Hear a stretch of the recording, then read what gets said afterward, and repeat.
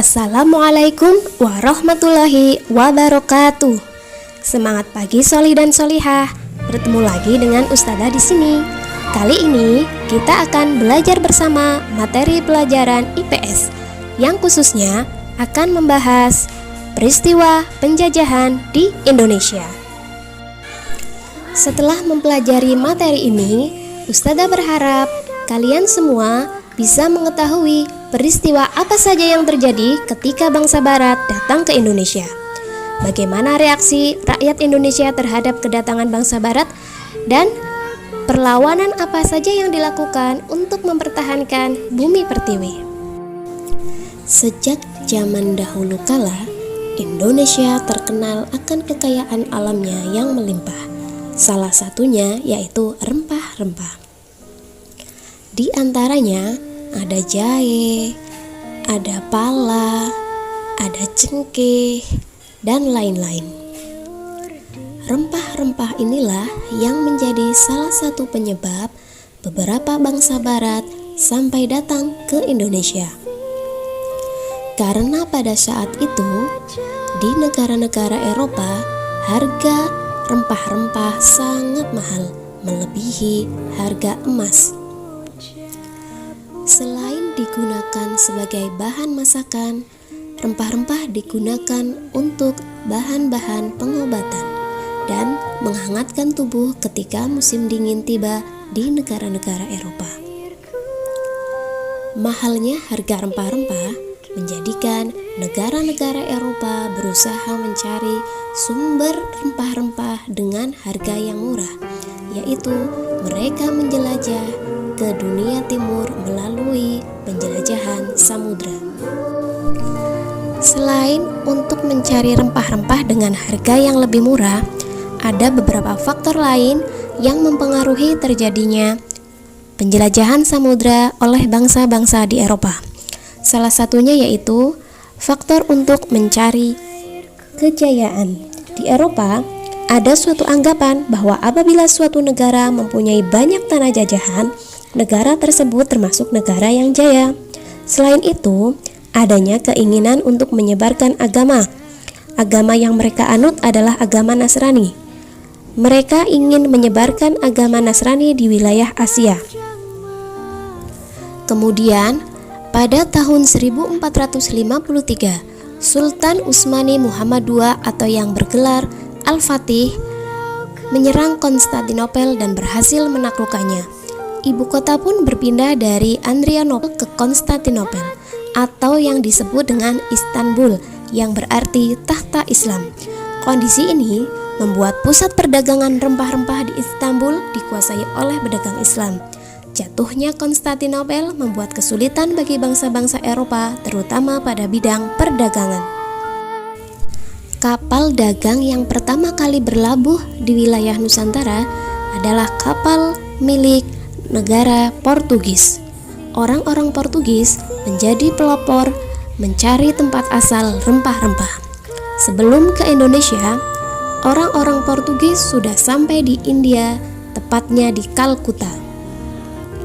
Portugis mengirimkan ekspedisi ke Malaka di bawah pimpinan Alfonso de Albuquerque. Ekspedisi ini berhasil menaklukkan Malaka pada tahun 1511. Kemudian disusul oleh bangsa Spanyol di bawah pimpinan Sebastian Elcano. Mereka menuju Kepulauan Maluku, tepatnya di wilayah Tidore pada tahun 1521. Disusul oleh bangsa Inggris yang mendarat di Ternate pada tahun 1579 di bawah pimpinan Francis Drake. Pada abad ke-18, para pedagang Inggris banyak melakukan perdagangan di Indonesia seperti Ambon, Banda, Kalimantan, Makassar, dan Jakarta.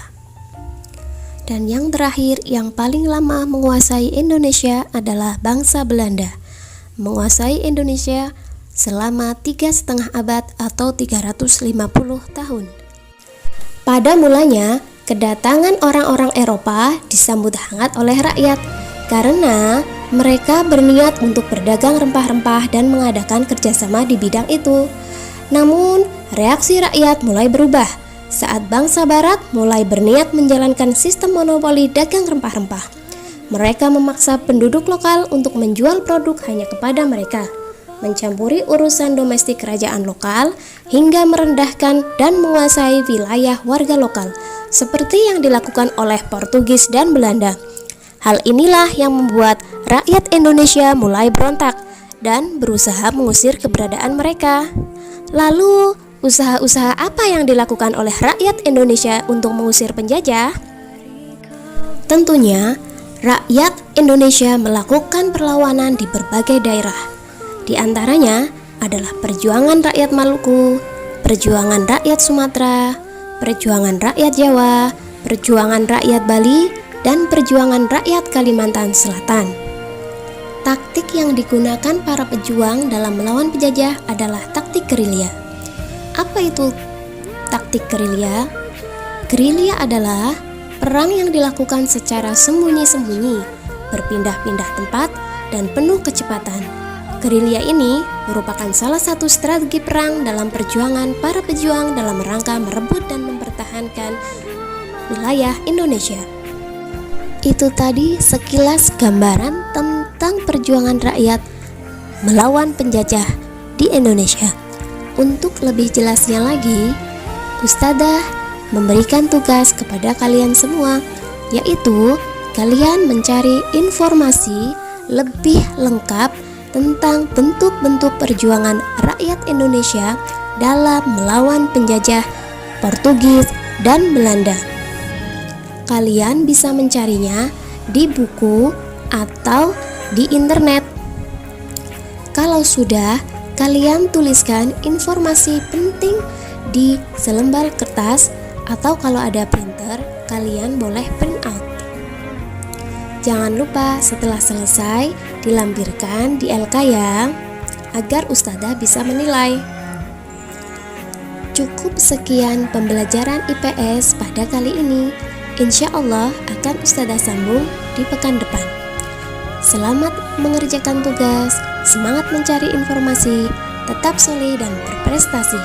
Assalamualaikum warahmatullahi wabarakatuh.